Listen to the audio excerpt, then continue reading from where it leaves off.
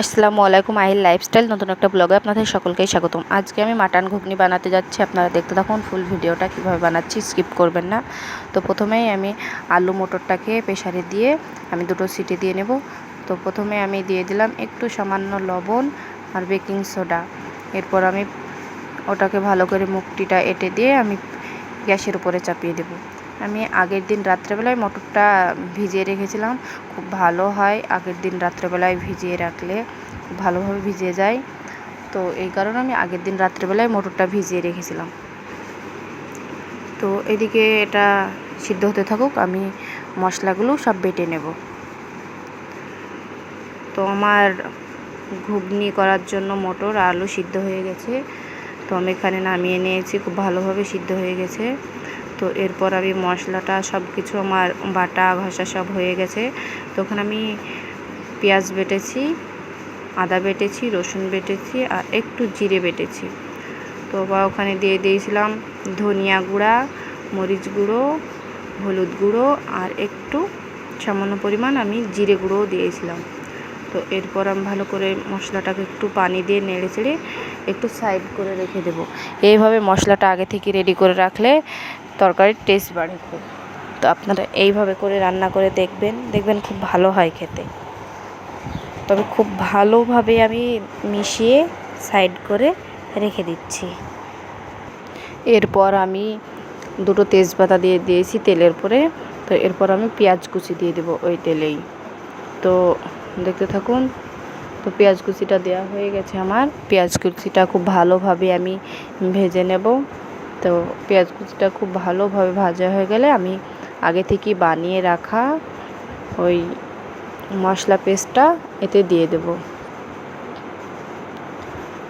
আমার ভিডিওগুলো ভালো লাগলে লাইক, কমেন্ট, শেয়ার করতে ভুলবেন না। আমার সাথে থাকুন।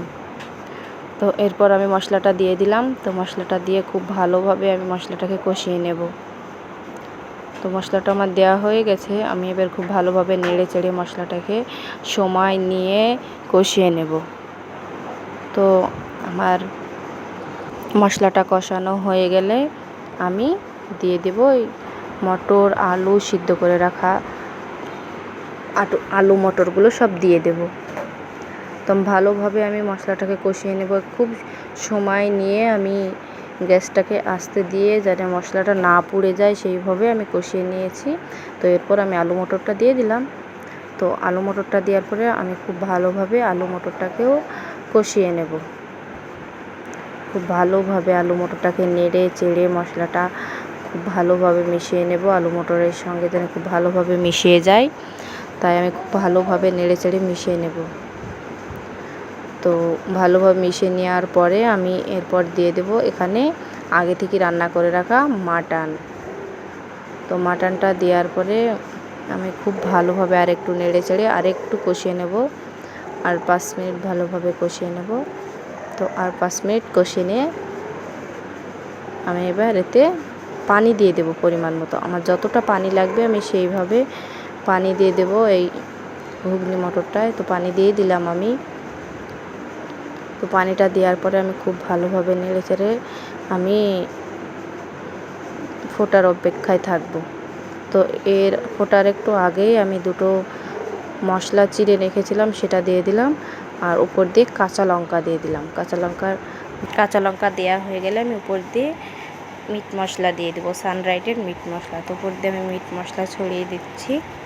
তো মিট মশলাটা ছড়িয়ে দেওয়ার পরে আমি কিন্তু এটা নামিয়ে ফেলবো। নামিয়ে ফেলে খুব ভালোভাবে ঢেকে রেখে দেব। তো আমি মিট মশলাটা দিয়ে হালকা হাতে একটু নেড়ে নেব, মানে মিট মশলাটা হালকা যেন মিশিয়ে যায় তরকারির সঙ্গে, সেই জন্য হালকা আমি নেড়ে নিলাম। দিয়ে আমি এবার নামিয়ে নেব। আমার কিন্তু ঘুগনি রান্না হয়ে গেছে। তো দেখতে পাচ্ছেন আমি নামিয়ে নিলাম। খুব সেন্ট বেরোচ্ছিল, খুব ভালো হয়েছিল খেতে। আপনারা এইভাবে একবার হলেও বাড়িতে ট্রাই করে দেখবেন খুব ভালো লাগবে খেতে। তো এটা আপনি এমনি খেতেও পারেন কিংবা লুচি, পরোটা যেটার সঙ্গে ইচ্ছে আপনি খেতে পারেন। এরপর আমি ঘুগনিটাকে পরিবেশন করে নেব। তো দেখতেই পাচ্ছেন, দেখেই কত লোভনীয় লাগছে, খেতে ইচ্ছে করছে এক্ষুনি আমার। দেখেই কত সুন্দর লাগছে।